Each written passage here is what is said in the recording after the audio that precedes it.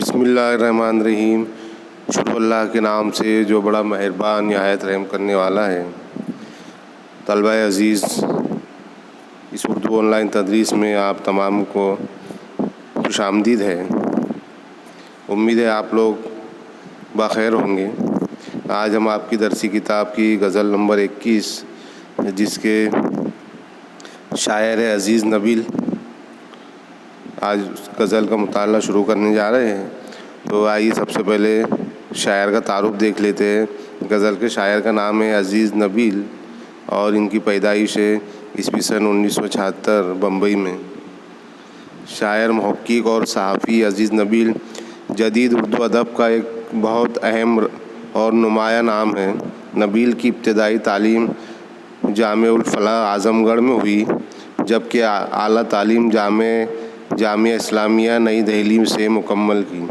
آپ عیسوی سن 1999 سے دوحہ قطر میں برسر روزگار ہے، یعنی قطر ایک ملک کا نام ہے قطر، وہاں پر وہ جاب کرتے ہیں 1999 سے۔ نبیل کے تخلیقی اظہار میں ایسے لفظ کثرت سے پائے جاتے ہیں جو اردو کی قدیم و جدید غزل یا تاریخ میں کم ہی دیکھنے کو ملتے ہیں، مگر نبیل ان کا استعمال اس ہنر مندی اور چابک دستی کے ساتھ کرتے ہیں کہ تمام قسم کے سماجی، سیاسی اور تہذیبی موضوعات ایک خاص انفرادی تجربہ بن کر نمایاں ہوتے ہیں۔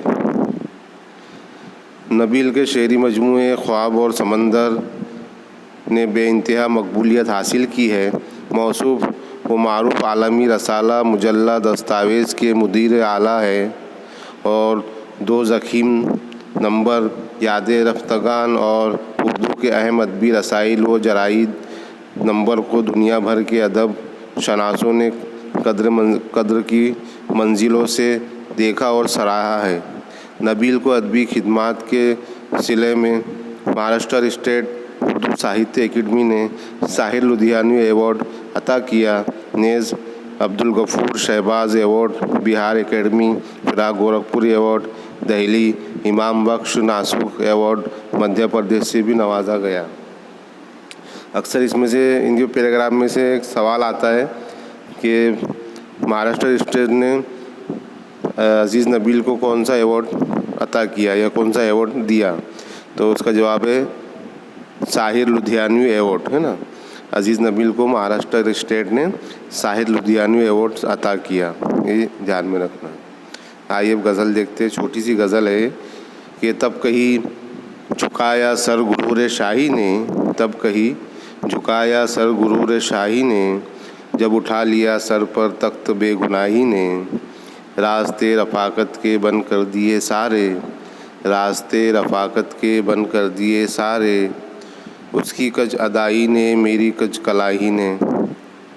کیا عجب عدالت ہے، کیا عجیب منصف ہے، کیا عجب عدالت ہے، کیا عجیب منصف ہے، دن کو قید میں ڈالا رات کی گواہی نے، اور ایک نگینہ فن کو خاک میں ملا ڈالا، ایک نگینہ فن کو خاک میں ملا ڈالا، جوہری کی کم علمی اور کم نگاہی نے، اور پھر اس منافق کی رہبری میں چلنا ہے، پھر اس منافق کی رہبری میں چلنا ہے، کچھ نہیں کیا اب تک جس کی سربراہی نے۔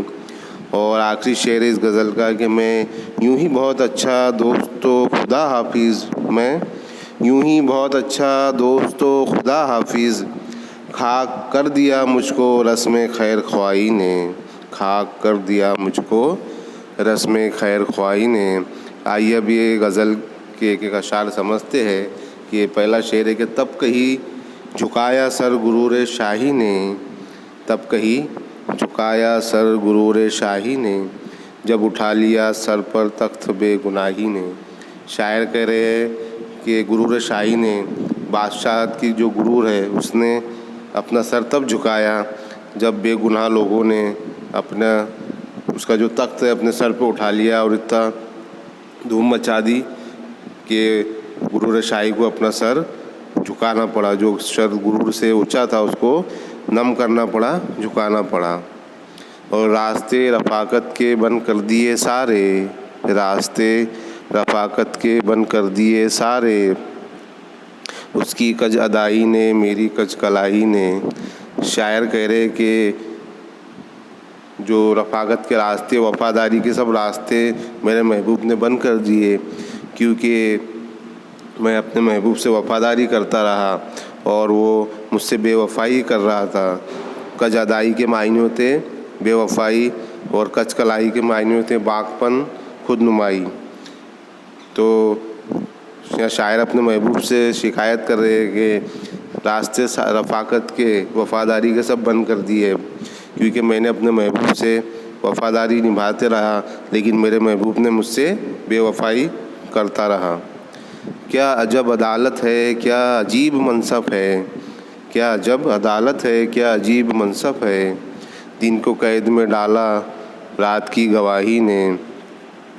شاعر کہہ رہے کہ عدالت بھی بہت عجیب ہے اور وہاں کا منصف یعنی انصاف کرنے والا، منصف کہتے ہیں انصاف کرنے والے کو جج، اور جج بھی بہت عجب ہے کیونکہ اس نے فیصلہ ایسا سنایا ہے کہ دن کو قید میں ڈالا رات کی گواہی نے، یعنی جو سچ تھا، جو حق تھا، اس کو جھوٹی گواہی نے قید میں ڈال دیا ہے۔ یعنی دین کے معنی یہاں پر لیا گیا کہ دین کو قید میں ڈالا رات کی گواہی نے، جو سچ اور حق کو رات کی گواہی نے جھوٹ نے قید میں ڈال دیا ہے۔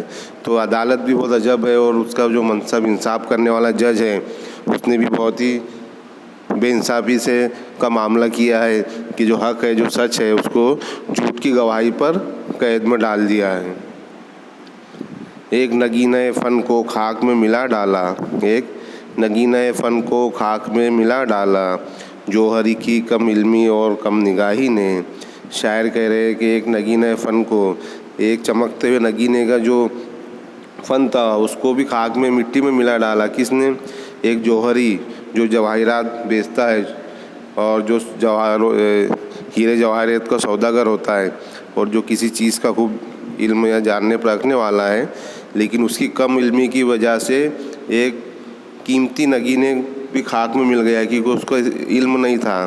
وہ جوہری کو اتنا علم نہیں تھا کہ وہ اس نگینے کی قیمت جان سکے، اور اس نے اس کی کم علمی کی وجہ سے ایک قیمتی نگینے کو ایک مٹی کی مانی قرار دیا ہے، تو جس کی وجہ سے وہ خاک کو جو قیمت تھی وہ خاک کے برابر، مٹی کے برابر ہو گئی ہے۔ پھر اس منافق کی رہبری میں چلنا ہے، پھر اس منافق کی رہبری میں چلنا ہے، کچھ نہیں کیا اب تک جس کی سربراہی نے۔ تو شاعر کہہ رہے ہیں کہ اب ہمیں ایسے منافق کی رہبری میں چلنا ہے کہ جس نے سربراہ کہتے ہیں انتظام کرنے والا، منتظم، کہ ایسا وہ رہبر ہے، ایسا ہمارا انتظام کرنے والا ہے کہ وہ منافق ہے۔ منافق کہ سمجھتے ہوں گے آپ کے منافق نفاق رکھنے والے کو کہتے ہیں، ریاکار جو دکھاوا کرتا ہے نا، جو ہمارے سامنے اچھی اچھی باتیں کرے گا لیکن اس کا خود کا اس پر عمل نہیں ہوگا اور وہ کہے گا کچھ اور کرے گا کچھ۔ تو ایسے منافق لوگوں کی رہبری میں اب ہم کو چلنا ہے۔ ایسی منافق اب ہمارے سربراہ ہو گئے ہیں کہ جو کہتے کچھ ہے اور کرتے کچھ ہے، دکھاوے کی سیاست کرتے ہیں۔ آخری شعر ہے کہ میں یوں ہی بہت اچھا دوستو خدا حافظ، میں یوں ہی بہت اچھا دوستو خدا حافظ، خاک کر دیا مجھ کو رسم خیر خواہی نے، خاک کر دیا مجھ کو رسم خیر خواہی نے۔ شاعر کہہ رہے کہ رسم خیر خواہی نبھاتے نبھاتے میں تنگ آ چکا ہوں، اور وفاداری نبھاتے نبھاتے میں پریشان ہو گیا ہوں، اور مجھے میرے محبوب نے اور میرے دوستوں نے برباد کر دیا ہے۔ اس لیے شاعر ان کو کہہ رہے کہ اب میں یوں ہی اچھا ہوں دوستو خدا حافظ، اب مجھ کو اجازت دے دو، کیونکہ اب میں وفاداری نبھاتے نبھاتے اور لوگوں سے بھلائی کرتے کرتے تھک گیا ہوں، لیکن اس کے بدلے میں مجھے ہمیشہ بے وفائی اور دھوکہ ہی ملا ہے۔ تو آخر میں شاعر اپنے دوستوں سے اور اپنے محبوب سے جدا ہو رہے ہیں اور ان کو خدا حافظ کہتے ہوئے وہ رخصتی لے رہے ہیں کہ اب میں اس سے زیادہ وفاداری اور اس سے زیادہ بھلائی نہیں کر سکتا، اب آپ لوگ سنبھالو، میں جا رہا ہوں خدا حافظ کہہ کر۔ تو عزیز طلبہ، یہ چھوٹی سی غزل عزیز نبیل کی بڑی پیاری غزل ہے، آپ بھی اس کو اچھے سے پڑھیے، اس کے اشعار یاد کیجیے اور اس کے سوال جواب بھی اچھی طرح لکھیے۔ ایک نئی ویڈیو میں نئے عنوان کے ساتھ حاضر ہوں گے۔ اللہ حافظ۔